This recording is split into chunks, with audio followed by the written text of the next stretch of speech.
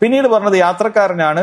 യാത്രക്കാരൻ എന്ന് പറയുമ്പോൾ ഉടനെ ആദ്യം മനസ്സിലാക്കേണ്ട കാര്യം ആരാണ് യാത്രക്കാരൻ എന്നുള്ളതാണ്. പണ്ഡിതന്മാർ വളരെ ചുരുങ്ങിയ രൂപത്തിൽ എളുപ്പത്തിൽ പറഞ്ഞ രണ്ട് കാര്യം ചിന്തിച്ചാൽ മതി. കാരണം ഈ മസ്അല നോമ്പിന് മാത്രമല്ല നിസ്കാരം ഖസ്റാക്കുന്ന സമയത്തും നമുക്ക് ആവശ്യം ഉണ്ടാകുന്ന കാര്യമാണ്. യാത്രക്കാരൻ എന്ന് പറയുന്നത് ഒരു നാട്ടിൽ നിന്നും മറ്റൊരു സ്ഥലത്തേക്ക് സഞ്ചരിക്കുന്നത്, ആ നാട്ടിലെ ആളുകൾ അതൊരു യാത്രയാണ് എന്ന് പറയുന്നുണ്ട് എങ്കിൽ ഉറുഫ്, ആ നാട്ടിന്റെ നടപ്പനുസരിച്ച് അത് യാത്രയാണ് എന്ന് പറയുന്നുണ്ട് എങ്കിൽ അത് യാത്രയാണ്. ഒന്നാമത്തെ കാര്യം അതാണ്. രണ്ടാമത്തേത് 85 കിലോമീറ്റർ വൺ വേ ആക്ക് പോകാനുണ്ട് എങ്കിൽ അത് യാത്രയാണ്. ഈ 85 കിലോമീറ്റർ എവിടുന്ന് വന്നു? അത് പിൽക്കാലത്ത് ആരെങ്കിലും എഴുതി ഉണ്ടാക്കിയതല്ല. അത് സ്വഹാബികളിൽ നിന്ന് തന്നെ ആ അസറുകൾ കാണാൻ സാധിക്കും. അന്നത്തെ കണക്കുകൾ അത് ഇന്നത്തെ കിലോമീറ്ററുകളിലേക്ക് ആക്കിയിട്ടാണ് പണ്ഡിതന്മാർ അത് 85 കിലോമീറ്റർ എന്ന് പറഞ്ഞത്. ഈ രണ്ടാലൊരു അഭിപ്രായം സ്വീകരിക്കാം. ഒരു നാട്ടിൽ ഉറുഫിൽ യാത്ര എന്ന് പറഞ്ഞാൽ പിന്നെ 70 ആയാലും കുഴപ്പമില്ല, 65 ആയാലും കുഴപ്പമില്ല. നാട്ടിൽ അതൊരു യാത്രയാണ്. ചിലപ്പോൾ വലിയ ചുരമൊക്കെ കടന്നിട്ട് അപ്പുറം എത്തുന്ന വലിയൊരു യാത്ര ആയിരിക്കും. ചിലപ്പോൾ ഈ 80-നേക്കാളും 100-നേക്കാളും പ്രയാസം അതിനുണ്ടാവും. അപ്പൊ നാട്ടിൽ അത് യാത്ര എന്ന് പറയുന്നതാണ് എങ്കിൽ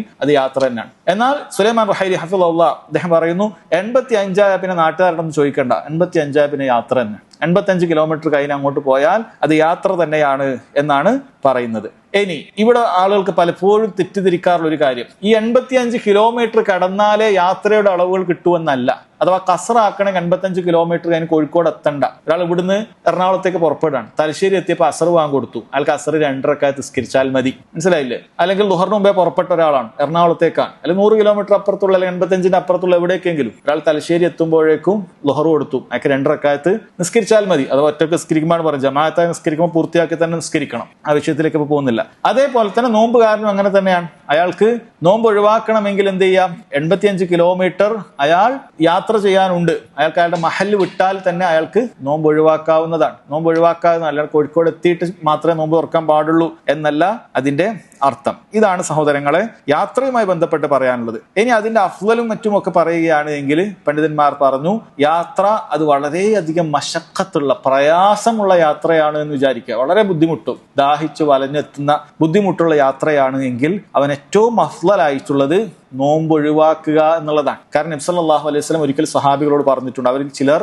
യാത്രയിൽ നോമ്പ് അനുഷ്ഠിച്ചു, ഭയങ്കര വെയിലത്ത് കുറെ ആളുകൾ ഇങ്ങനെ തണലിട്ട് കൊടുക്കുകയാണ്, കാരണം ഇയാൾക്ക് വെയിൽ പോലും കൊള്ളാൻ പറ്റുന്നില്ല. അങ്ങനെ പ്രയാസപ്പെട്ട ഒരാൾ നോമ്പ് എടുത്തപ്പോൾ നബി സല്ലല്ലാഹു അലൈഹി വസല്ലം അവരെ നോക്കി പറഞ്ഞു, ലൈസ മിനൽ ബിർരി അസ്സിയാമു ഫിസ് സഫർ. യാത്രയിൽ നോമ്പെടുക്കുക എന്ന് പറയുന്നത് വലിയ പുണ്യമുള്ള കാര്യമല്ല. ചില ആളുകൾ ചോദിക്കും, ഞാൻ കുറെ പ്രയാസപ്പെട്ട് കഷ്ടപ്പെട്ട് യാത്രയിൽ നോമ്പെടുത്താൽ കൂടുതൽ കൂലി കിട്ടും. അത് ലൈസ മിനൽ ബിർ, നബി സല്ലല്ലാഹു അലൈഹി വസല്ലം പഠിപ്പിക്കുകയാണ്, അത് പുണ്യമുള്ള കാര്യമല്ല. അങ്ങനെ പ്രയാസം സഹിച്ച് നോമ്പെടുക്കണം. നിനക്ക് യാത്ര ഉണ്ടോ? ശറഈയ ഒരു യാത്രയാണ്, അതല്ലെങ്കിൽ അനുവദിക്കപ്പെട്ട ഒരു യാത്രയാണ്. ഹറാമിന് വേണ്ടി യാത്ര ചെയ്യരുത്, ഹറാമിന് വേണ്ടി യാത്ര ചെയ്യാൻ പാടില്ല. മറിച്ച് അനുവദിക്കപ്പെട്ട ബിസിനസ്സോ കാര്യങ്ങളോ ഒക്കെ പോലെയുള്ള അല്ലെങ്കിൽ ശറഈയ യാത്രകൾ, അങ്ങനെയുള്ള യാത്രകൾ കിട്ടിയാൽ അവിടെ നമുക്ക് പ്രയാസമുണ്ട് എങ്കിൽ നോമ്പ് ഒഴിവാക്കലാണ് ഏറ്റവും അഫ്ളൽ എന്നാണ് പറഞ്ഞിട്ടുള്ളത്. ഇനി ഒരാളെ സംബന്ധിച്ചിടത്തോളം ആ യാത്ര വലിയ പ്രയാസമൊന്നുമില്ല, അയാൾക്ക് നോമ്പ് ഒഴിവാക്കിയാലും ശരി നോമ്പ് ഒഴിവാക്കിയിട്ടില്ലെങ്കിലും ശരി, അയാൾക്ക് രണ്ടും ഒരുപോലെയാണ്. ഇവിടെ പണ്ഡിതന്മാർ പറഞ്ഞിട്ടുള്ളത്, അയാൾക്ക് നോമ്പ് പിന്നീട് നോറ്റു വീട്ടാൻ പ്രയാസം വിചാരിക്കുന്ന ഒരു മനുഷ്യനാണെങ്കിൽ അയാൾക്ക് അഫ്ളൽ അപ്പൊ തന്നെ നോമ്പെടുക്കലാണ്. പിന്നെ കള ആക്കി കഴിഞ്ഞാൽ പിന്നെ എടുക്കലൊക്കെ ഒരു പ്രയാസമുള്ള ഒരു മനുഷ്യനായിരിക്കും.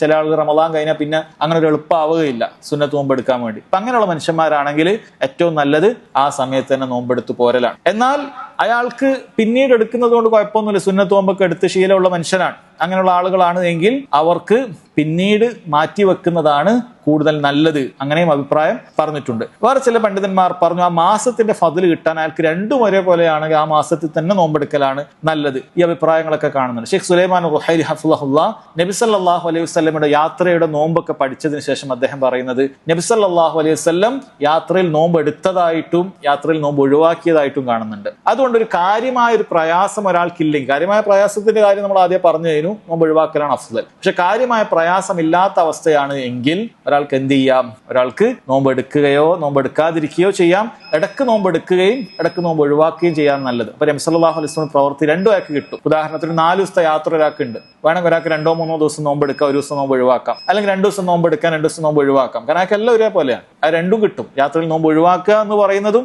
അത് സുന്നത്താണ്, നബി സല്ലല്ലാഹു അലൈഹി വസല്ലം ചെയ്തിട്ടുണ്ട്. യാത്രയിൽ നോമ്പ് എടുക്കുന്നതും നബി സല്ലല്ലാഹു അലൈഹി വസല്ലം ചെയ്തിട്ടുണ്ട്. അത് വലിയ പ്രയാസമില്ലെങ്കിലാണ് പറയുന്നത്. പ്രയാസം ഉണ്ടെങ്കിൽ 4 ദിവസം നോമ്പ് ഒഴിവാക്കലാണ് അയാളെ സംബന്ധിച്ചിടത്തോളം ഏറ്റവും അഫ്ളലായിട്ടുള്ളത് എന്നാണ് പറഞ്ഞിട്ടുള്ളത്.